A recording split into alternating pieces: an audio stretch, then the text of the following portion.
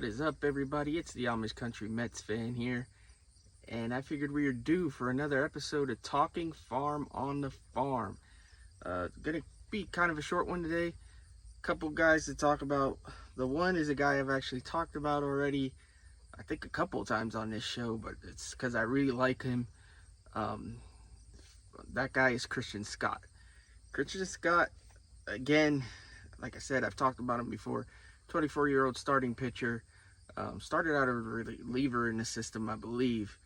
No, I mean, he's not a super highly regarded prospect.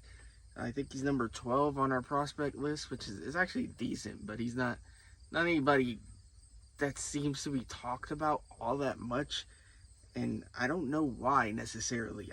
Shout out Daniel Wexler, at Wexler Rules on X.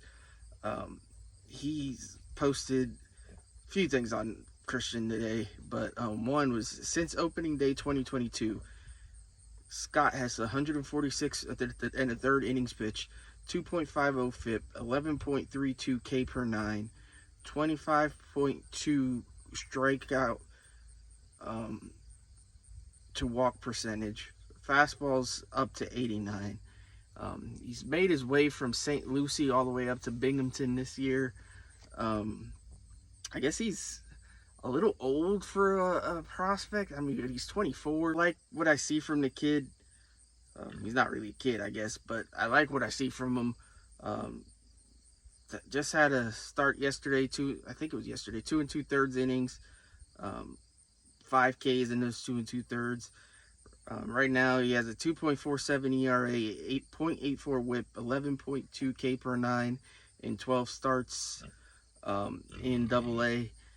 He's at a career high innings pitched at 87 and 2/3 innings pitched. So the Mets are kind of keeping his starts short right now. Can't blame him for that. Want to protect his arm, but yeah, man, I would definitely keep an eye on this kid.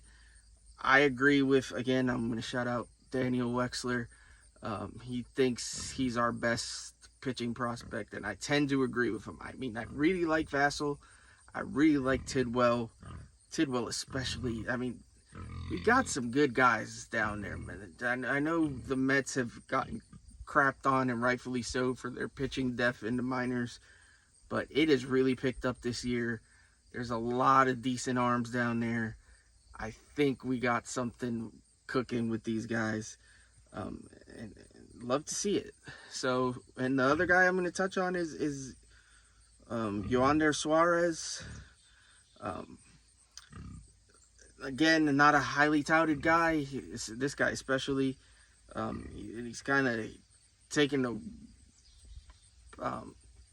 system by storm here in his last 2 starts, but pitched a 7-inning no-hitter in his first start, I believe, in Double-A, and then he followed that up with another, I think, 6 scoreless innings. In 2 Double-A starts, he has no runs allowed. He's 2-0. He starts again tonight. For the season, he's 7-9 with a 4.44 ERA, 103 and a third innings pitch, 1.26 WHIP. He signed as an international free agent back in 2018. Again, he's not a guy that too many people have been talking about. He's kind of just had these 2 amazing starts in a row, and now he's kind of on the radar. We'll see where he goes. He could turn into something. It could be a piece to work with, maybe another. I always say this, maybe another piece to trade. You can never have enough pieces in the minors, man. And you need those pieces to either fill out the roster, the major league roster, or to trade for guys to fill out the major league roster. Last thing I want to touch on, Jett Williams was promoted to Double-A. He's making a rise up the ranks very quickly. There's a lot of guys blocking him on his way to the Mets, though, and we know this. We've talked about this over and over again. There's a lot of guys playing the middle infield for the Mets. And granted, he can play outfield too, but there's a lot of guys in the outfield kind of blocking him too at this point. So we'll see what happens, but if he continues his progression the way it is, it wouldn't be a shock if we see him at some point at the end of next year.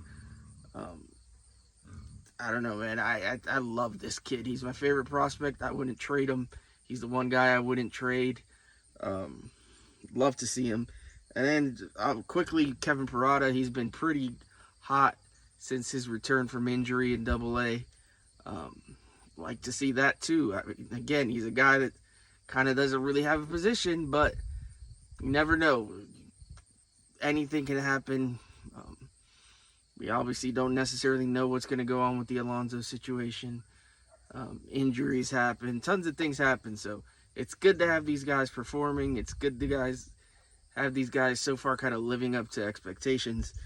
And guys that are sneaking up on us too. So all good news on that front.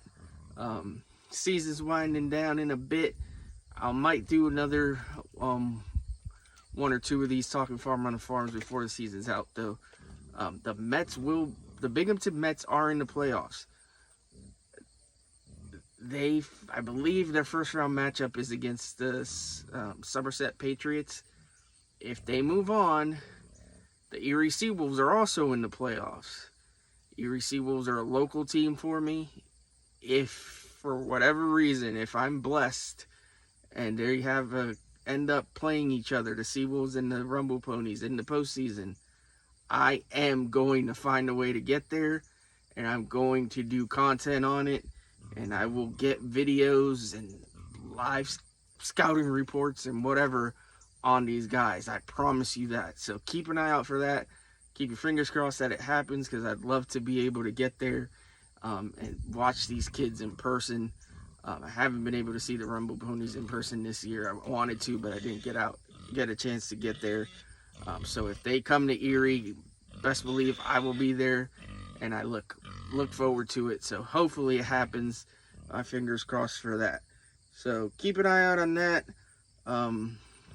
Check out the Interstate Mets report tomorrow, Friday at 4.